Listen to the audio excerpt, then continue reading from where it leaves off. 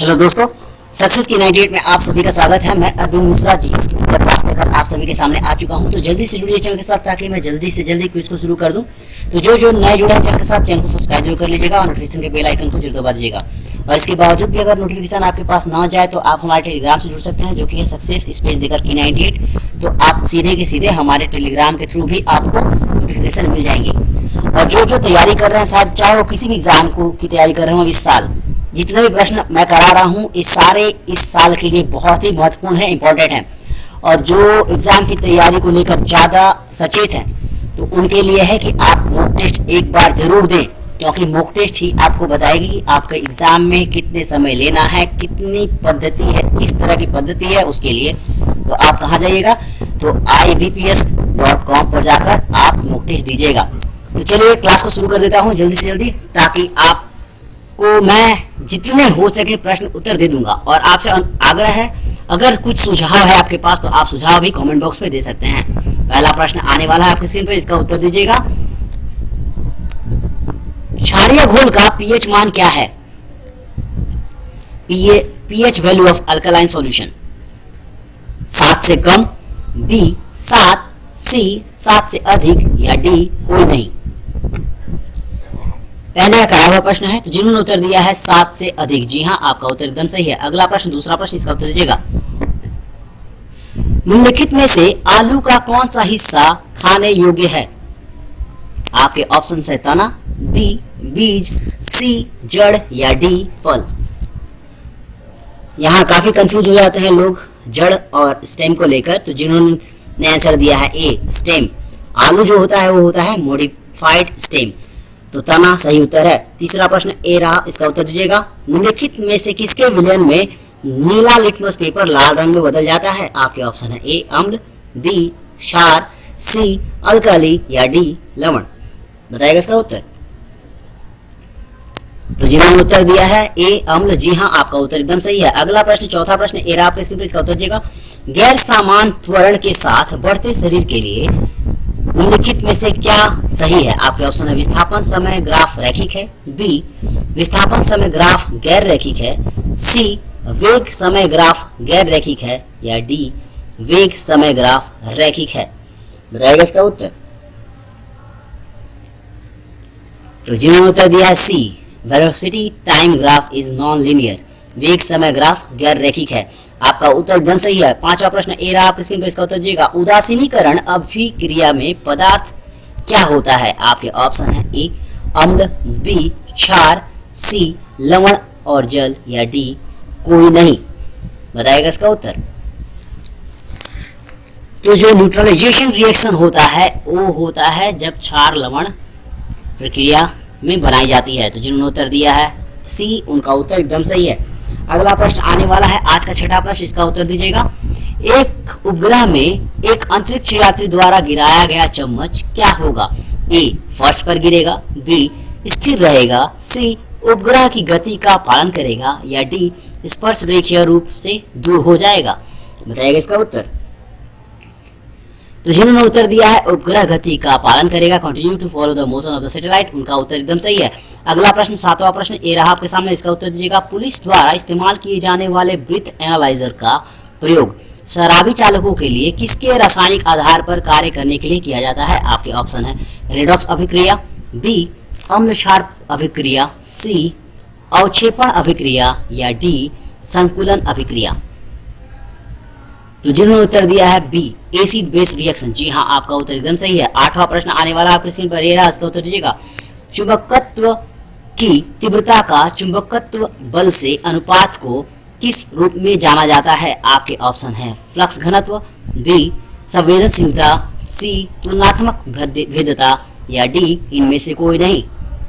तो जिन्होंने उत्तर दिया बी सस्पिटिबिलिटी संवेदनशीलता, उनका उत्तर एकदम सही है। आज का नौवां प्रश्न ए रहा आपके स्क्रीन पर, इसका उत्तर दीजिएगा। मानव रक्त का पीएच मान क्या है? आपके ऑप्शन है 8.25 से 8.35, बी 7.35 से 7.45, सी 4.0 से 4.5, या डी 6.45 से 6.55। तो जिन्होंने उत्तर दिया है बी 7.35 3.5 से 7.45। उनका उत्तर एकदम सही है। 10वां प्रश्न ए रहा आपके स्क्रीन पर, इसका उत्तर दीजिएगा। आईवास में इस्तेमाल होने वाला एसिड कौन सा है? आपके ऑप्शन है oxalic acid, B nitric acid, C boric acid या डी कोई नहीं। तो जिन्होंने उत्तर दिया है बोरिक एसिड, जी हाँ आपका उत्तर एकदम सही है। ये आंखों को साफ करने वाले में इस्तेमाल किए जाने वाला एसिड है। आंखों में बहुत से धूल कंकड़ केमिकल जब ज्यादा पड़ जाते हैं तो बोरिक एसिड के इस्तेमाल से उन्हें निकाला जाता है। 11वां प्रश्न आ रहा है आपके स्क्रीन पर, इसका उत्तर दीजिएगा। उससे पहले मैं आप सभी से फिर से एक बार आग्रह करूंगा, जो नए जुड़ा है चैनल के साथ, चैनल को सब्सक्राइब जरूर कर लीजिएगा। अगर वीडियो अच्छी लगे तो लाइक करिएगा और हो सके तो शेयर करिएगा, ताकि उन भाई बंधुओं को मिले जो कोशिश लेने की क्षमता नहीं है। एक कक्षा में एक अंतरिक्ष यान में वजनहीनता की अनुभूति किसके कारण होती है? आपके ऑप्शन है बाहर गुरुत्वाकर्षण की अनुपस्थिति, बी कक्षा में त्वरण जो बाहर गुरुत्वाकर्षण के कारण त्वरण के बराबर है, सी बाहर गुरुत्वाकर्षण की उपस्थिति होती है लेकिन अंतरिक्ष यान के अंदर नहीं होती, या डी कक्षा में अंतरिक्ष यान की कोई ऊर्जा नहीं है। उत्तर दीजिएगा। तो जिन्होंने उत्तर दिया है कक्षा में त्वरण जो बाहर गुरुत्वाकर्षण के कारण त्वरण के बराबर है, जी हाँ आपका उत्तर एकदम सही है। अगला प्रश्न 12वां प्रश्न ए रहा आपके स्क्रीन पर, इसका उत्तर दीजिएगा। एसिड के क्षार के साथ प्रतिक्रिया करने पर क्या प्राप्त होता है? अभी मैंने प्रश्न ऊपर में करवाया हुआ था। तो ए है A ester, B alcohol, C salt या डी कोई नहीं। तो एसिड के क्षार के साथ जो प्रतिक्रिया है वो न्यूट्रलाइजेशन कहलाती है, जिसमें जैसे मैंने ऊपर भी बताया था वाटर और नमक तैयार होता है उससे। तो यहाँ नमक है, नमक सही उत्तर है। अगला प्रश्न 13वां प्रश्न आपके सामने है, उत्तर दीजिएगा। सभी एसिड के लिए आम तत्व कौन सा है? आपके ऑप्शन है hydrogen, B nitrogen, C sulphur या डी ऑक्सीजन। तो जिन्होंने उत्तर दिया है ए हाइड्रोजन, जी हाँ आपका उत्तर एकदम सही है। आज का 14वां प्रश्न ए रहा, उत्तर दीजिएगा। मोलिक एसिड किसमें पाया जाता है? आपके ऑप्शन है ए सेब, बी सिरका, सी दूध या डी नींबू। काफी बार करा हुआ प्रश्न है, तो जिन्होंने उत्तर दिया ए सेब, उनका उत्तर एकदम सही है। आज का 15वां प्रश्न ए रहा, उत्तर दीजिएगा। विटामिन क्या है? आपके ऑप्शन है कार्बनिक यौगिक, बी अकार्बनिक यौगिक, सी जीवित जीव या डी इनमें से कोई नहीं। तो काफी उत्तर आने वाले हैं इस पे, तो जी हाँ एकदम सही है, ए कार्बनिक यौगिक ऑर्गेनिक कंपाउंड। 16वां प्रश्न ए रहा, उत्तर दीजिएगा।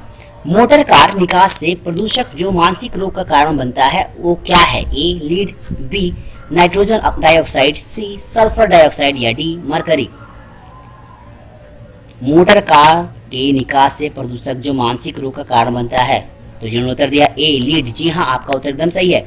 अगला प्रश्न 17वां प्रश्न ए रहा, उत्तर दीजिएगा। सल्फ्यूरिक एसिड क्या होता है? आपके ऑप्शन है एक क्षारकी, बी द्विक्षारीय, सी त्रिक्षारकी या डी टेट्राबेसिक। तो जिन्होंने उत्तर दिया है डाइबेसिक, जी हाँ द्विक्षारकी है, उनका उत्तर एकदम सही है। अगला प्रश्न 18वां प्रश्न ए रहा, उत्तर दीजिएगा। लेंज का नियम किसके संरक्षण के कानून का एक परिणाम है? आपके ऑप्शन है चार्ज, बी गति, सी ऊर्जा या डी द्रव्यमान। तो जिन्होंने उत्तर दिया है सी ऊर्जा, जी हाँ एनर्जी का, उनका उत्तर एकदम सही है। Lenz law is a consequence of the law of conservation of energy, C is the correct answer. 19वां प्रश्न ए रहा, उत्तर दीजिएगा। अर्चे बैक्टीरिया का समूह किस से उत्पादन में उपयोग किया जाता है? आपके ऑप्शन है एटेन, बी मीथेन, सी एसिड या डी अल्कोहल। तो जिन्होंने उत्तर दिया है बी मीथेन, जी हाँ आपका उत्तर एकदम सही है। अगला प्रश्न 20वां प्रश्न, उत्तर दीजिएगा इसका। एक चालक के विद्युत प्रतिरोध की इकाई क्या है? आपके ऑप्शन है फरीड, बी वोल्ट, सी एम्पियर या डी ओम। जी हाँ तो ओम सही उत्तर है आपका। जिन्होंने दिया है डी, उनका उत्तर एकदम सही है। अगला प्रश्न 21वां प्रश्न ए रहा आपके स्क्रीन पर। गलती करने से घबराए नहीं, गलती होती है सीखने के लिए ही। 21वां प्रश्न, माचिस की तीली को माचिस के डब्बे पर रगड़ने पर आसानी से आग लगती है, क्यों? घर्षण से आग लग सकती है, बी रासायनिक प्रतिक्रिया की वजह से, सी बल के कारण माचिस की तीली गर्म हो जाती है, या डी इनमें से कोई नहीं। तो इसका सबसे सही जो उत्तर है वो है फ्रिक्शन में कॉज फायर, घर्षण जो है वो आग उत्पन्न कर सकती है, एकदम सही उत्तर है इसका। 22वां प्रश्न ए रहा आपके स्क्रीन पर, इसका उत्तर देगा। मनुष्य जैसा सबसे छोटा बंदर, स्मॉलेस्ट मैन लाइक बंदर क्या होता है? आपका ऑप्शन है लंगूर, बी चिंपैंजी, सी गोरिल्ला या डी ओरंगुटान। तो जिन्होंने उत्तर दिया है ए लंगूर, जी हाँ आपका उत्तर एकदम सही है। आज का 23वां प्रश्न, इसका उत्तर दीजिएगा। स्नेहक वह पदार्थ है जो क्या करता है, घर्षण को बढ़ाता है, बी आग लगाने के काम आता है, सी घर्षण कम करता है, या डी आग बुझाने के काम आते हैं। तो जिन्होंने उत्तर दिया है जी हाँ, लुब्रिकेंट्स जो है वो क्या करते हैं, घर्षण को कम कर देते हैं। उनका उत्तर एकदम सही है। आज का 24वां प्रश्न, इसका उत्तर दीजिएगा। ऑक्टोपस क्या है? आपके ऑप्शन है एक ऑर्थोपोड, बी एक एचिनोडर्म, सी एक हेमिकोडेट, या डी एक मोलस्क। तो जिन्होंने उत्तर दिया है डी एक मोलस्क, उनका उत्तर एकदम सही है। 25वां प्रश्न उत्तर दीजिएगा इसका। फिसलन घर्षण रोलिंग घर्षण की तुलना में क्या होती है? कम होती है, बी अधिक होती है, सी समान होती है, या डी इनमें से कोई नहीं। तो फिसलन घर्षण जो होती है वो रोलिंग घर्षण की तुलना में अधिक होती है। तो जिन्होंने उत्तर दिया बी, उनका उत्तर एकदम सही है। 26वां प्रश्न ए रहा, उत्तर दीजिएगा। तरल पदार्थ द्वारा उत्सर्जित घर्षण बल को क्या कहा जाता है? आपके ऑप्शन है drug, be drag, C drop, या डी ड्रम। तो जिन्होंने उत्तर दिया है ड्रैग, जी हाँ, the friction force exerted by fluids is called also called drag. अगला प्रश्न 27वां प्रश्न, इसका उत्तर दीजिएगा। निम्नलिखित जीवों में से कौन सा अन्य तीनों के वर्ग से संबंधित नहीं है? बताइएगा। क्लास है ए, तीन जितने दिए हैं ऑप्शन है, इसमें से जो एक है उसका क्लास तीनों की तुलना में अलग है। आपके ऑप्शन है ए केकड़ा, बी घुन, सी बिच्छू, या डी मकड़ी। तो जिन्होंने उत्तर दिया है ए क्रैब, जी हाँ, क्रैब जो है वो होता है मालाकोस्टेरा का, और बाकी जो नीचे के तीनों हैं वो हैं आर्कनीडा। ये आर्कनीडा क्लास से आते हैं और ये आता है मालाकोस्टेरा का। तो A crab is the correct answer. 28वां प्रश्न ए आपके सामने, इसका उत्तर दीजिएगा। 4 बच्चों को बढ़ते क्रम में रोलिंग, स्टैटिक और स्लाइडिंग घर्षण के कारण बलों की व्यवस्था करने के लिए कहा गया है। उनकी व्यवस्था नीचे दी गई है, सही क्या होगा? आपके ऑप्शन है rolling, static, sliding, B static rolling sliding, या सी रोलिंग स्लाइडिंग स्टैटिक, या डी स्लाइडिंग स्टैटिक रोलिंग। तो जी हाँ, जिन्होंने उत्तर दिया है सी रोलिंग स्लाइडिंग स्टैटिक, उनका उत्तर एकदम सही है। रोलिंग का घर्षण का त्वरण सबसे कम होता है, सी इज द करेक्ट आंसर। अगला प्रश्न 29वां प्रश्न उत्तर दीजिएगा। एक नाव या हवाई जहाज का एक नुकीला या टेम्परिंग फ्रंट होता है, हेड क्यों होता है? आपके ऑप्शन है ए तरल पदार्थ के घर्षण को बढ़ाने के लिए, बी तरल पदार्थ के घर्षण को कम करने के लिए, सी अच्छा दिखने के लिए, या डी बिना किसी वजह के। तो जिन्होंने उत्तर दिया है बी तरल पदार्थ के घर्षण को कम करने के लिए। कोई भी पानी का जहाज या हवाई जहाज को इसीलिए नुकीला बनाया जाता है, उसके चेहरे को, फ्रंट को, ताकि जो तरल पदार्थ या तो जल हो या आपके वायु में मिश्रित हो, उनसे घर्षण कम हो, इसलिए। तो जिन्होंने दिया उत्तर बी, उनका उत्तर एकदम सही है। 30वां प्रश्न ए आपके स्क्रीन पर, इसका उत्तर दिएगा। कई महीनों तक इसे पहनने के बाद जूते का जो तलवा होता है सपाट हो जाता है, कारण क्या है? आपके ऑप्शन है ए घर्षण के कारण घिसना, बी घर्षण न होने के कारण घिसना, सी तलवा खराब गुणवत्ता का है, या डी इनमें से कोई नहीं। तो जिन्होंने उत्तर दिया बहुत ही आसान है वाला, A wearing out due to friction, घर्षण के कारण घिसना। आज का 31वां प्रश्न आने वाला है आपकी स्क्रीन पर। उससे पहले एक बार फिर से मैं आग्रह करूंगा, जो नए जुड़े हैं चैनल के साथ, चैनल को सब्सक्राइब जरूर कर लीजिएगा और नोटिफिकेशन के बेल आइकन को जरूर दबा दीजिएगा। और आशा करता हूँ आपको प्रश्न अच्छी लग रही होगी, और अगर अच्छी लग रही होगी तो लाइक कर दीजिएगा और हो सके तो शेयर करिएगा, ताकि आप उन भाई बंधुओं की मदद कर सके जिनके पास कोचिंग ट्यूशन लेने की क्षमता नहीं है। अगला प्रश्न आ रहा है आपकी स्क्रीन पर, उत्तर दीजिएगा इसका।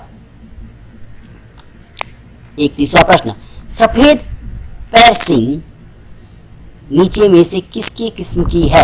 आपके ऑप्शन है ए तोता, बी मोर, सी मुर्गा, या डी उल्लू।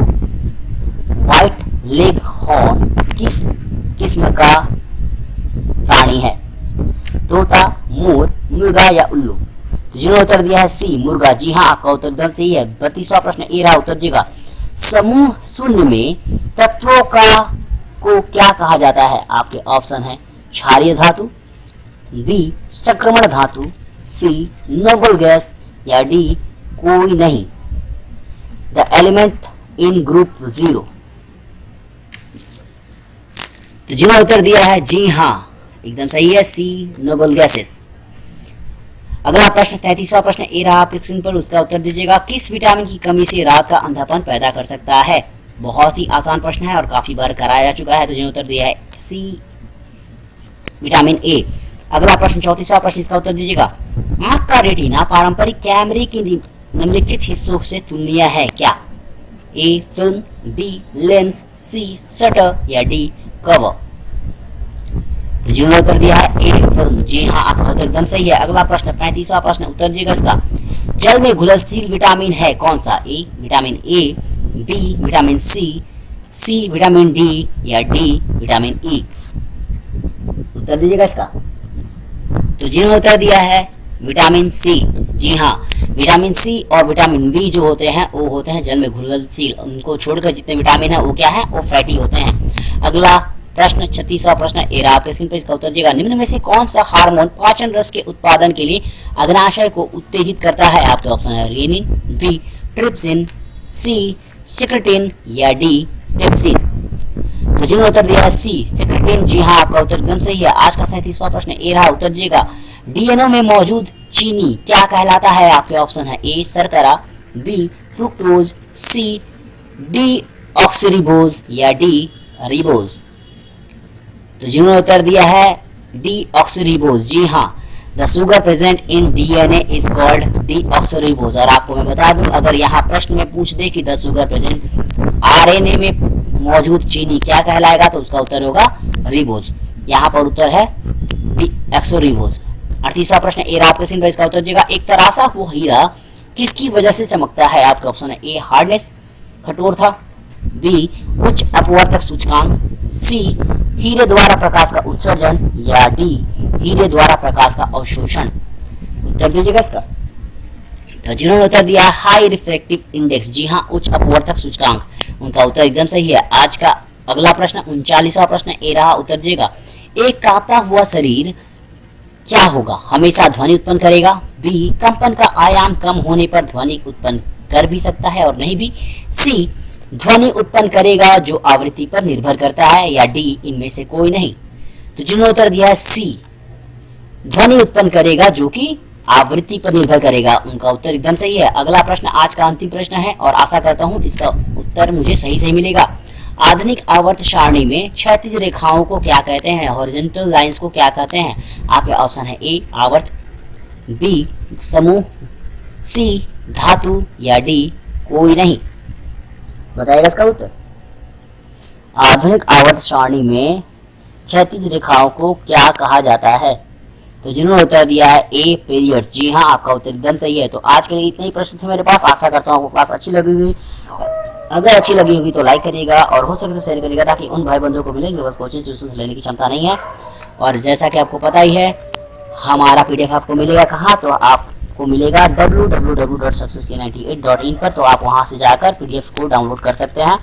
और मैं बार बार आपको जोड़ दे रहा हूँ कि आप मॉक टेस्ट जरूर दीजिएगा। और कहाँ जाना है? तो आपको जाना है IBPSguide.com पर, जो कि लिंक आप नीचे देख रहे होंगे। तो चलिए आज के लिए बस इतना ही। कल मिलते हैं शाम को ठीक 4:30 बजे। तब तक के लिए हंसते रहिए, मुस्कुराते रहिए, अपने साथ साथ अपना, अपने परिवार का, अपने दोस्तों का, अपने समाज का और अपने देश का ध्यान रखिएगा।